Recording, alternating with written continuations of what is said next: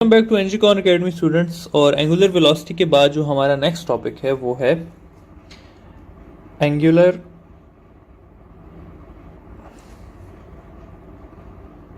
Acceleration का। ठीक है, एंगुलर एक्सेलरेशन जो है वो हम कहते हैं कि ये है rate of change of angular velocity.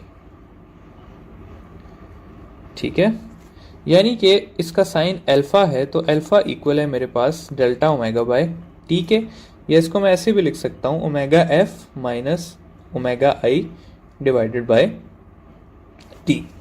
ठीक है, तो ये है मेरे पास क्या, एंगुलर एक्सेलरेशन। अच्छा, एंगुलर एक्सेलरेशन के बाद एक लाइन में यहां पर लिखवा देता हूं क्योंकि काफी बार वो सवाल आता है और बच्चे गलत कर देते हैं कि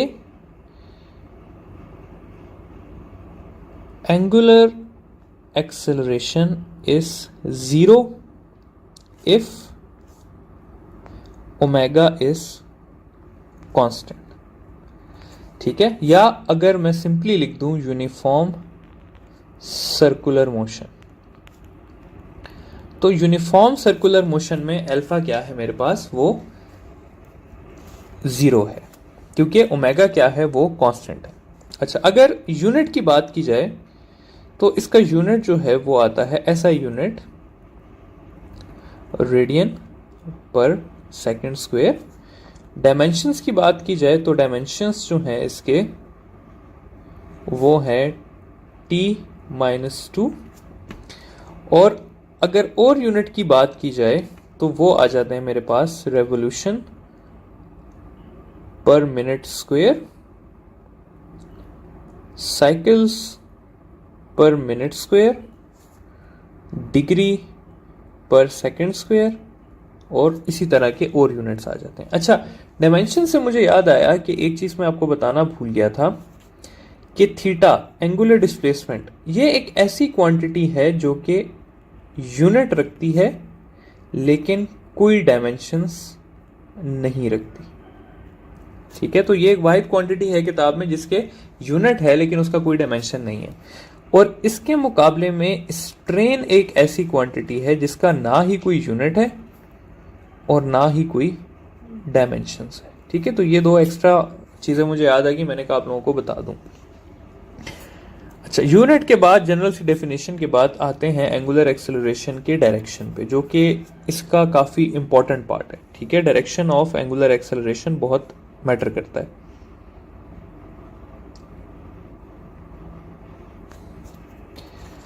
अच्छा जी, सबसे पहले वही जो बात हम करते हैं कि क्या एंगुलर एक्सेलरेशन वेक्टर क्वांटिटी है, तो जी हाँ, ये वेक्टर क्वांटिटी है। अगली चीज क्या कि इसका भी डायरेक्शन जो है वो क्या है, along the axis of rotation है। लेकिन इसका जो थर्ड पॉइंट है वो थोड़ा सा डिफरेंट है। अभी तक हम पढ़ते आए हैं राइट हैंड रूल, लेकिन यहां पर राइट हैंड रूल भी यूज होता है और यहां पर लेफ्ट हैंड रूल भी यूज होता है। राइट हैंड में फिंगर्स जो हैं वो मोशन के डायरेक्शन में करनी है, थंब जो है वो डायरेक्शन बताएगा। लेफ्ट हैंड रूल में भी जो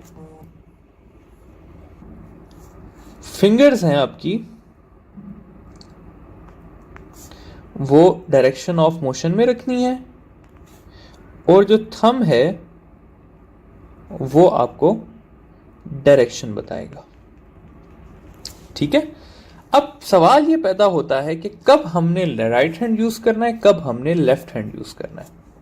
तो ये बहुत इंपॉर्टेंट बात है, आप लोगों ने स्टूडेंट्स याद रखना है कि राइट हैंड तब यूज करना है जब ओमेगा जो है वो इंक्रीज हो रहा होगा। ठीक है, और लेफ्ट हैंड आप लोगों ने तब यूज करना है जब ओमेगा जो है वो डिक्रीज हो रहा होगा। ठीक है, यानी कि आखिर मैं आपको एग्जांपल दूंगा, आपको ज्यादा अच्छा समझ आ जाएगा। मैं कहता हूं कि बॉडी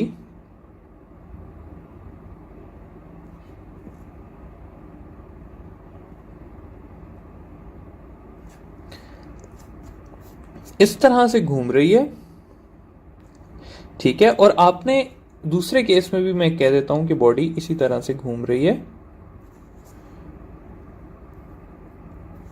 आपने एंगुलर वेलोसिटी और एंगुलर एक्सेलरेशन का डायरेक्शन फाइंड करना है। सबसे पहले एंगुलर वेलोसिटी का डायरेक्शन देखते हैं। तो उसके लिए हमने राइट हैंड रूल अप्लाई किया, तो एंगुलर वेलोसिटी इसकी इस डायरेक्शन में आ गई और इसकी एंगुलर वेलोसिटी भी इस डायरेक्शन में आ गई। ये जो फर्स्ट वाली बॉडी है आपके पास, ये आपकी स्पीड इंक्रीज कर रही है फ्रॉम 5 to 10 to 15 to 20, जबकि इसकी स्पीड डिक्रीज कर रही है फ्रॉम 20 to 15 to 10 to 5, ठीक है। अच्छा, अब अगर इंक्रीज कर रही है तो मैं राइट हैंड रूल से फाइंड करूंगा डायरेक्शन ऑफ एंगुलर एक्सेलरेशन, तो वो भी आएगा इसी तरफ, ठीक है। जबकि अगर मैं इसका लेफ्ट हैंड से फाइंड करूंगा तो एंगुलर एक्सेलरेशन का डायरेक्शन आ जाएगा नीचे की तरफ। आप लोग बेशक करके देख लें, तो एंगुलर एक्सेलरेशन नीचे की तरफ आएगी और एंगुलर वेलोसिटी ऊपर की तरफ आएगी। इसीलिए हम कहते हैं कि जब एंगुलर वेलोसिटी इंक्रीज कर रही होती है तो omega and alpha are in phase, या कहते हैं कि angle between omega and alpha is 0 degree. लेकिन जब एंगुलर वेलोसिटी डिक्रीज हो रही होती है तो हम लिखते हैं कि ओमेगा एंड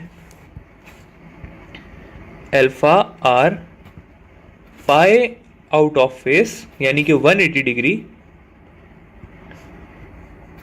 या हम कह देते हैं कि इन दोनों के बीच में एंगल जो है वो कितना है, 180 डिग्री है, ठीक है। तो ये है आपका डायरेक्शन से रिलेटेड बातें कि एंगुलर वेलोसिटी अगर तेज हो रही है तो एंगुलर वेलोसिटी और एक्सेलरेशन का सेम डायरेक्शन होगा, और अगर वो स्लो हो रही है तो वाइस वर्सा। नेक्स्ट चीज, एक फैन की एग्जांपल देख लेते हैं जिससे आपके कॉन्सेप्ट्स काफी क्लियर हो जाएंगे। मैं कहता हूं जी कि एक फैन लगा हुआ है सीलिंग में, यह एक फैन है जो लगा हुआ है,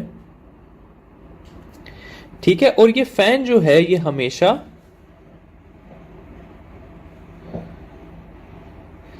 इस तरह से रोटेट करता है कि ये इसके विंग्स इस तरह से चलते हैं, ठीक है। यानी कि अगर आप नीचे से देखेंगे तो आपको ये क्लॉकवाइज फील होगा। अब अगर एक बंदा जो है वो नीचे से इसको देख रहा है, मैं कहता हूं यहां से मैं इसको देख रहा हूं, तो और मैं 3 पोजीशंस को ले लेता हूं। एक, जब फैन टर्न ऑन होता है उस वक्त देख लेते हैं। फिर दूसरा, जब वो आफ्टर फ्यू सेकंड्स देख लेते हैं, जब उसने अपनी मैक्सिमम स्पीड अचीव कर ली है। और फाइनली हम उसे देख लेते हैं कि जब हम उसे ऑफ करते हैं तो फिर क्या होता है। इन 3 पोजीशंस पे हम इसको देखते हैं। देखिए स्टूडेंट्स, एंगुलर वेलोसिटी जो है वो इसकी हमेशा जो है वो डाउनवर्ड ही रहेगी, क्योंकि वो हमने राइट हैंड रूल से ही फाइंड करनी, ठीक है। ऑन करने वाले को मैं रिप्रेजेंट कर देता हूं रेड कलर से, आफ्टर फ्यू सेकंड्स को हम इस कलर से कर लेते हैं, और ऑफ होने वाले को हम पर्पल ले देते हैं, ठीक है। सबसे पहले जब ये ऑन हुआ था तो ऑन होते हुए इसकी जो एंगुलर वेलोसिटी है उसने इंक्रीज करना था। इंक्रीज करना था तो हमें राइट हैंड रूल यूज करना था। राइट हैंड रूल जब मैं यूज करूंगा तो एंगुलर वेलोसिटी और एंगुलर एक्सेलरेशन का डायरेक्शन सेम हो जाएगा, ठीक है। तो जब ऑन हुआ तो दोनों का डायरेक्शन क्या था, सेम था। एंगुलर वेलोसिटी और एक्सेलरेशन का डायरेक्शन सेम था, दोनों डाउनवर्ड थे। अब हम देखते हैं कि जी जब कुछ सेकंड गुजर जाएंगे, वो अपनी मैक्सिमम स्पीड पे घूम रहा होगा, तो तब अल्फा कितना होगा, तो तब अल्फा स्टूडेंट्स होगा ही नहीं, अल्फा 0 होगा। क्यों? क्योंकि फैन जो है वो यूनिफॉर्म एंगुलर वेलोसिटी से मूव कर रहा था। थर्ड केस हम देख लेते हैं ऑफ करने वाला। तो ऑफ करने में ओमेगा जो है वो नीचे ही रहेगा, क्योंकि उसका राइट हैंड से फाइंड करेंगे। लेकिन जब मैं अल्फा का फाइंड करूंगा तो वो ऊपर की तरफ हो जाएगा, क्योंकि जब फैन ऑफ हो रहा होता है तो वो स्लो हो रहा होता है। तो जब हमारे पास ओमेगा डिक्रीज कर रहा था तो ओमेगा और अल्फा के बीच में जो एंगल है वो एक दूसरे के ऑपोजिट हो गए, या इनके बीच में जो एंगल है वो 180 डिग्री हो गया। अल्फा जो है वो अपवर्ड हो गया और ओमेगा जो है वो डाउनवर्ड ही रहा। ठीक है, तो ये फैन की एग्जांपल है और आई होप कि इससे आप लोगों के कॉन्सेप्ट काफी बेहतर हो गए होंगे।